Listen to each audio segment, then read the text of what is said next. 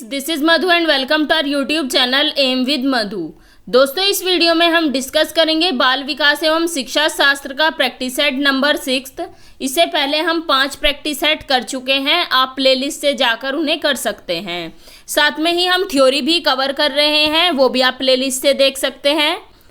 आप जितना ज़्यादा ज़रूरी आपको थ्योरी पढ़ना है, उससे भी ज़्यादा ज़रूरी है कि आप ज़्यादा से ज़्यादा क्वेश्चंस करके देखिए, क्योंकि आप थ्योरी तो पढ़ लेंगे लेकिन आपको ऐसा नहीं पता होगा कि थ्योरी से क्वेश्चंस कैसे बनते हैं। जब आप प्रैक्टिस सेट करोगे, जब आप ज़्यादा से ज़्यादा क्वेश्चंस करोगे, उससे आपकी अंडरस्टैंडिंग बनेगी कि क्वेश्चन किस तरह से पूछा जाता है एग्ज़ाम में।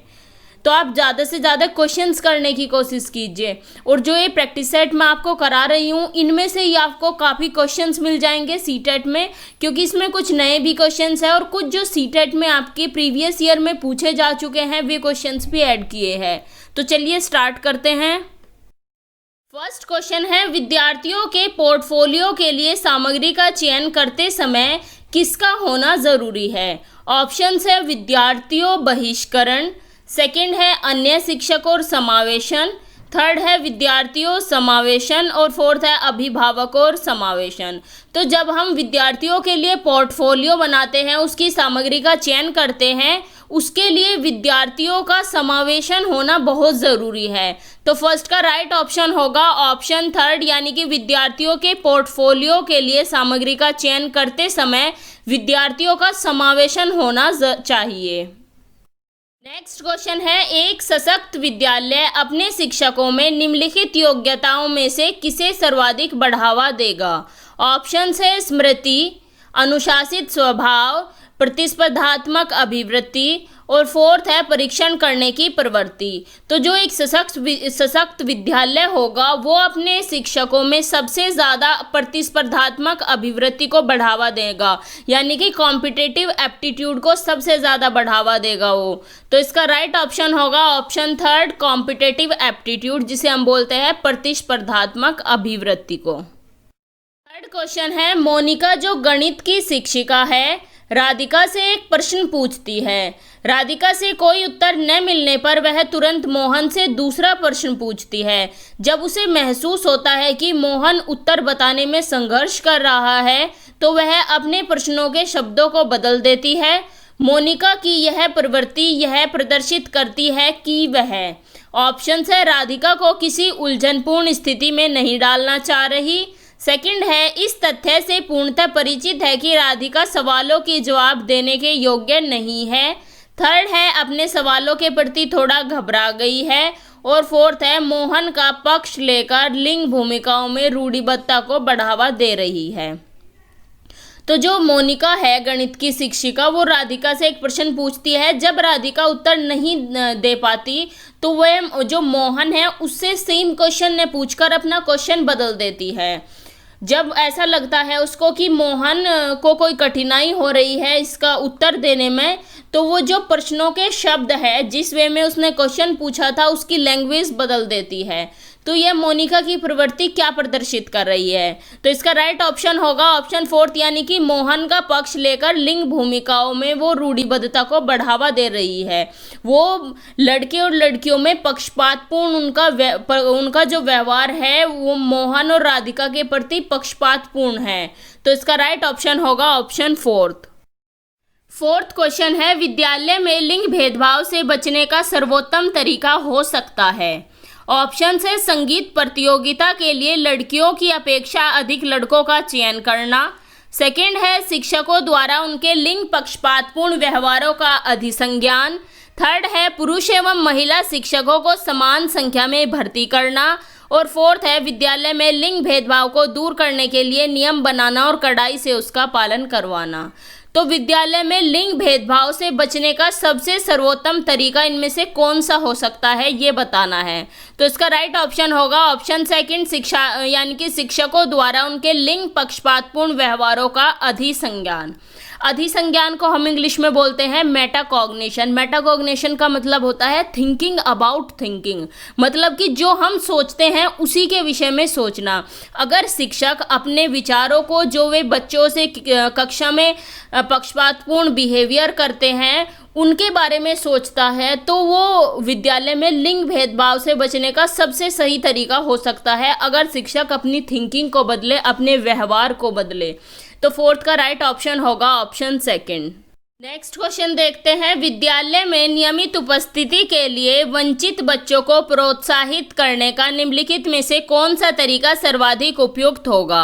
ऑप्शन है बच्चों को आकर्षित करने के लिए प्रतिदिन 5 रुपये देना, सेकंड है आवासीय विद्यालय खोलना, थर्ड है बच्चों को विद्यालय आने की अनुमति न देने को कानूनन दंडनीय अपराध बनाया जाए, और फोर्थ है विद्यालय द्वारा बच्चों को एकत्रित करने वाले एक व्यक्ति को नियुक्त किया जाए जो प्रतिदिन घरों से बच्चों को लेकर आए। तो इसमें बताना है कि विद्यालय में नियमित उपस्थिति के लिए जो वंचित बच्चे हैं उन्हें कैसे प्रोत्साहित करें, इसका सबसे अच्छा तरीका कौन सा होगा? तो इसका राइट ऑप्शन होगा ऑप्शन सेकंड, यानी कि आवासीय विद्यालय खोलना। क्योंकि अगर जो स्कूल है वो घर से बच्चों के ज़्यादा दूर होंगे तो बच्चे स्कूल जाने से बचेंगे कि इतनी दूर कैसे बच्चे जा पाएंगे। फर्स्ट में दिया है कि बच्चों को आकर्षित करने के लिए प्रतिदिन 5 रुपये देना, इससे क्या होगा? इससे तो बच्चे लालची ही होंगे। थर्ड है बच्चों को विद्यालय आने की अनुमति न देने को कानूनी दंडनीय अपराध बनाया जाए, ये भी सही नहीं है, जरूरी नहीं कि इससे बच्चे विद्यालय आए। फोर्थ है विद्यालय द्वारा बच्चों को एकत्रित करने वाले एक व्यक्ति को नियुक्त किया जाए जो प्रतिदिन घरों से बच्चों को लेकर आए, ये भी गलत है कि एक व्यक्ति को नियुक्त करे जो पकड़ पकड़ के बच्चों को लेकर आए, ऐसा नहीं है। तो जो सेकंड ऑप्शन है इसका वो सबसे सही होगा, आवासीय विद्यालय खोलना। इससे जब बच्चों के घर के नज़दीक विद्यालय होंगे तो वो बच्चे स्कूल में जाना पसंद करेंगे। तो फिफ्थ का राइट ऑप्शन होगा ऑप्शन सेकंड। नेक्स्ट क्वेश्चन है, सफल समावेशन को निम्नलिखित की आवश्यकता होती है सिवाय? ऑप्शन है समता संवर्धन, सेकंड है संवेदनशील बनाना, थर्ड है पृथक्करण, और फोर्थ है अभिभावकों की भागीदारी। तो सफल समावेशन के लिए इनमें से किसकी आवश्यकता होती है एक को छोड़कर? तो एक ऑप्शन आपका इसमें गलत है कि जिसकी आवश्यकता नहीं होती, तो वो है ऑप्शन थर्ड, यानी कि पृथक्करण। इसमें सफल समावेशन में सारी चीज़ें जोड़ने की बात की हुई है, लेकिन जो ऑप्शन थर्ड है पृथक्करण वो तो इन्हें अलग कर रहा है। तो सिक्स्थ का राइट ऑप्शन होगा ऑप्शन थर्ड, पृथक्करण की इसमें कोई ज़रूरत नहीं है। क्वेश्चन है, सह शैक्षणिक क्षेत्रों में निष्पादन के आधार पर शैक्षणिक क्षेत्रों में निष्पादन के स्तर को बढ़ाने का औचित्य स्थापन किस आधार पर किया जा सकता है? ऑप्शन से यह सार्वभौमिक धारणा को सुनिश्चित करता है, सेकंड है यह हाथ से किए जाने वाले श्रम के प्रति सम्मान विकसित करता है, थर्ड है यह व्यक्तिगत भिन्नताओं को संतुष्ट करता है, और फोर्थ है यह हास्यकृत विद्यार्थियों के लिए प्रतिपूरक भेदभाव की नीति का अनुगमन करता है। तो जो सह शैक्षणिक क्षेत्र है उनमें उनकी परफॉर्मेंस के आधार पर शैक्षणिक क्षेत्रों की परफॉर्मेंस के स्तर को बढ़ाने का औचित्य स्थापन किस आधार पर किया जा सकता है, ये बताना है। तो इसका राइट ऑप्शन होगा ऑप्शन थर्ड, यानी कि यह व्यक्तिगत भिन्नताओं को संतुष्ट करता है। 8th क्वेश्चन है, सीखने के लिए आकलन निम्नलिखित का ध्यान रखता है सिवाय? ऑप्शन से विद्यार्थियों की अधिगम शैलियाँ, सेकंड है विद्यार्थियों की क्षमताएं, थर्ड है विद्यार्थियों की आवश्यकताएं, और फोर्थ है विद्यार्थियों की त्रुटियाँ। तो जो ये सीखने के लिए आकलन है यानी कि असेसमेंट फॉर लर्निंग, ये किसका ध्यान रखता है एक को छोड़कर? तो जो असेसमेंट फॉर लर्निंग है, सीखने के लिए आकलन, इसमें आता है फॉर्मेटिव असेसमेंट, जो आपके शिक्षण अधिगम प्रक्रिया है उसके दौरान चलता रहता है। तो इसका राइट ऑप्शन होगा ऑप्शन फोर्थ, यानी कि विद्यार्थियों की जो त्रुटियां होती है उस पर ध्यान नहीं देता, क्योंकि अगर विद्यार्थी अगर गलतियां करते हैं, इससे टीचर को पता चलता है कि वे किस रूप में सीख रहे हैं। फर्स्ट है विद्यार्थियों की अधिगम शैली पे बिल्कुल ध्यान देता है, क्षमताओं पर भी क्या क्षमताएं हो सकती है बच्चे की, और बच्चों की आवश्यकताओं पर भी ध्यान देता है कि क्या क्या बच्चों के लिए आवश्यक है। त्रुटियों पर ध्यान नहीं देता सीखने के लिए आकलन। नेक्स्ट क्वेश्चन है, निम्नलिखित में से अंतःविषयी अनुदेशन का सर्वोत्कृष्ट लाभ यह है कि? ऑप्शन है विद्यार्थियों में से विभिन्न विषय क्षेत्रों के विशेष प्रकरणों के प्रति नापसंदगी विकसित होने की कम संभावना होती है। सेकंड है पाठ योजना बनाने और गतिविधियों में शिक्षकों को अधिक लचीलेपन की अनुमति होती है। थर्ड है विद्यार्थियों को सीखे गए नए ज्ञान का बहु संदर्भों में अनुप्रयोग करने और सामान्यकृत करने के अवसर दिए जाते हैं। और फोर्थ है प्रकरणों की विविधता जिन्हें परंपरागत पाठ्यचर्या में संबंधित किए जाने की आवश्यकता है से शिक्षक के अभिभूत होने की कम संभावना होती है।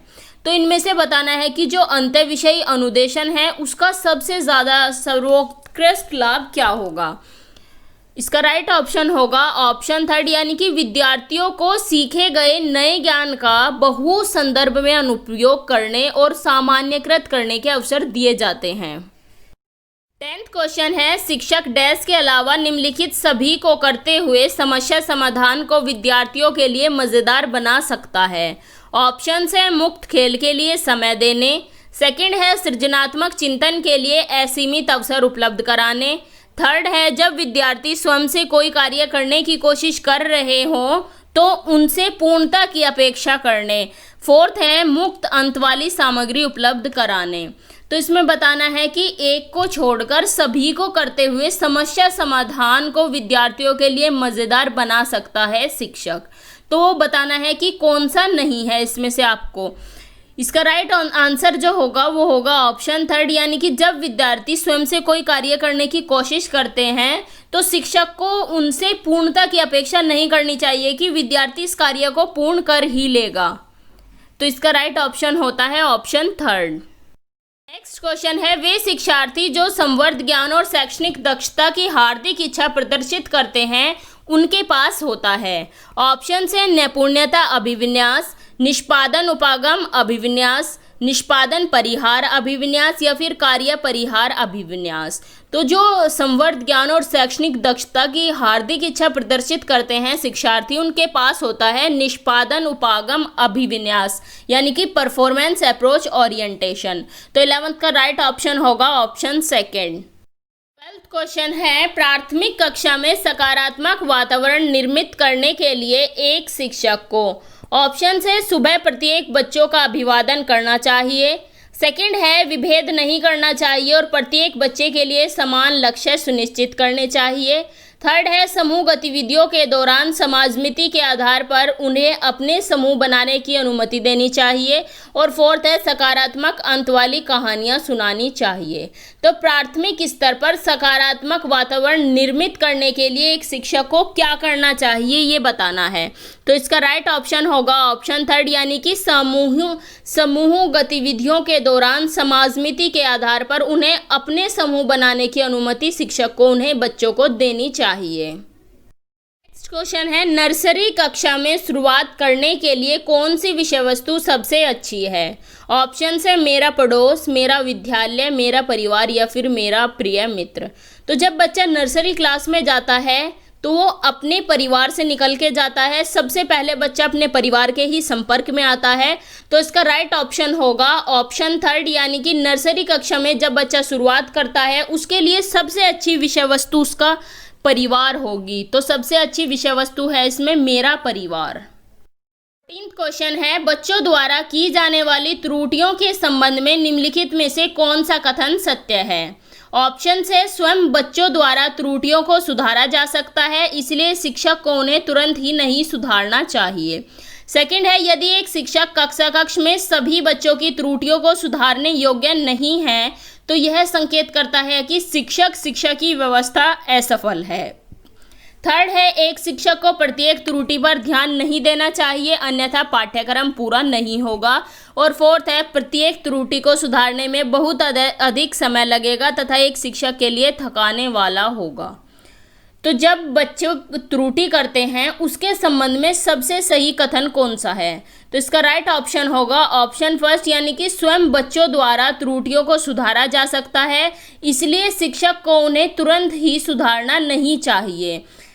सेकंड में दिया है कि यदि शिक्षक एक कक्षा कक्ष में सभी बच्चों की त्रुटियों को सुधारने योग्य नहीं है तो इसका मतलब क्या है कि शिक्षक कक्षा की व्यवस्था असफल है, मतलब कि शिक्षक पढ़ाने में ही अपनी जो कक्षा है उसकी व्यवस्था करने में ही असफल है, अगर वो बच्चों की त्रुटियां नहीं सुधार रहा है। ऐसा तो नहीं है। थर्ड है कि एक शिक्षक को प्रत्येक त्रुटि पर ध्यान नहीं देना चाहिए। अगर बच्चा जो शिक्षक है वो हर बच्चे की त्रुटि पर ध्यान देगा तो इससे पाठ्यक्रम पूरा नहीं होगा, ये तो गलत है। पाठ्यक्रम पूरा कराने का मतलब नहीं है, मतलब है कि बच्चे को कैसे सिखाना है, बच्चे कितना सीख रहे हैं। सिलेबस आप जल्दी पूरा करा दो, उससे क्या होगा।